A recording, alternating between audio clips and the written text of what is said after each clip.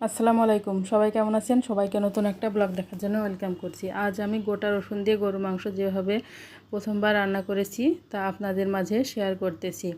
আমি গরুর মাংসটা রান্নার জন্য প্রথমে 1 কেজি গরুর মাংস নিয়ে নিব এবং ভালোভাবে ধুয়ে মিডিয়াম শেপে কেটে নিয়েছি। তারপরে 1 কাপ পেঁয়াজ নিয়ে নিচ্ছি, এখানে গোল গোল করে শেপ দিয়ে কেটে নিয়েছি। আমি আজ পুরো রান্নাটা প্রেসার কুকারেই করব, এর জন্য সব উপকরণ প্রেসার কুকারে নিয়ে নিচ্ছি। গোটা মশলা নিয়েছি 2টা দারচিনি, 2টা এলাচ এবং 2টা তেজপাতা এবং 7টা কাঁচামরিচ নিয়ে নিয়েছি। গোটা রসুন দিয়ে যেহেতু মাংসটা রান্না করব, এর জন্যে 4টা গোটা রসুন নিয়ে নিয়েছি। তারপরে 2টা আলু ডুমো ডুমো করে কেটে নিয়েছি।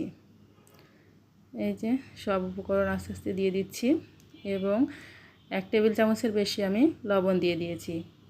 1 টেবিল চামচ মরিচের গুঁড়া দিয়ে দিয়েছি, 1 টেবিল চামচ হলুদের গুঁড়া দিয়ে দিচ্ছি এবং গরুর মাংসের মশলার দিয়ে দিয়েছি 1 টেবিল চামচ।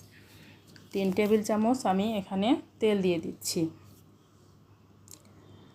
সব উপকরণ আমার একে একে দেওয়া হয়ে আসছে এবং আমি আদা রসুন জিরা বাটা দিয়ে দিচ্ছি 1 টেবিল চামচ। মাংসের মশলা যেহেতু দিয়েছি, গরুর মাংসের মশলা, সেহেতু মশলার পরিমাণটা একটু কম দিয়েছি, বাটা মশলার পরিমাণ।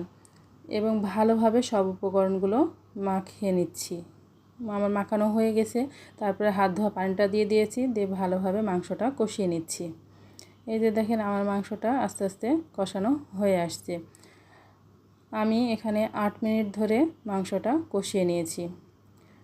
আমার মাংসটা কষানো হয়ে এলে এখানে আমি পরিমাণ মতো পানি দিয়ে দিব। আমার এখানে 3.5 কাপ পানি লেগেছে। 3.5 কাপ পানি দিয়ে আমি প্রেসার কুকারের ঢাকনাটা লাগিয়ে দিয়েছি এবং 6টা সিটি দিয়ে নেব। 6টা সিটি হয়ে গেলে, এই যে দেখেন 6টা সিটি হয়ে গেছে, তারপর আমি গুঁড়া মশলা দিয়ে আর একটু নেড়ে চেড়ে একটু ঝোলটা কমিয়ে নামিয়ে নেব। আমি প্রথমে জিরা গুঁড়া নিয়েছি 1 চা চামচ এবং হাফ চা চামচ নিয়েছি ধনিয়া গুঁড়া দিয়ে ভালোভাবে নেড়ে চেড়ে চুলাটা জ্বালিয়ে দিয়েছি এবং ঝোলটা একটু কমিয়ে নিচ্ছি। ঝোলটা কমানো হয়ে গেলেই মাংসটা রেডি।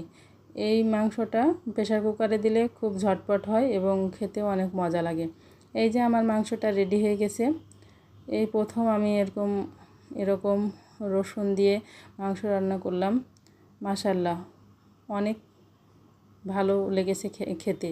সবাই বাসায় একবার ট্রাই করে দেখবেন।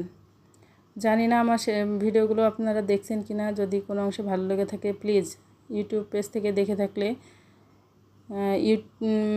সাবস্ক্রাইব করবেন এবং ফেসবুক থেকে দেখে থাকলে ফলো দিয়ে রাখবেন। আজ এই পর্যন্ত। আল্লাহ হাফেজ। আসসালামু আলাইকুম।